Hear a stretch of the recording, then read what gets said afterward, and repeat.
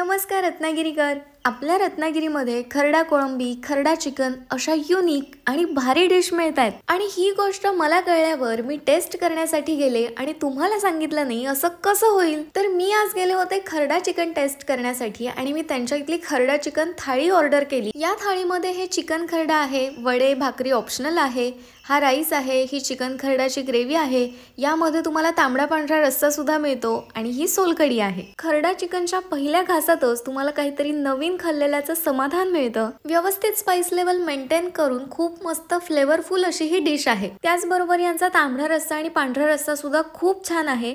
आणि तुम्हाला जर का फक्त खरडा चिकन टेस्ट करायचं असेल तर तुम्ही सेपरेट डिश सुद्धा ऑर्डर करू शकता.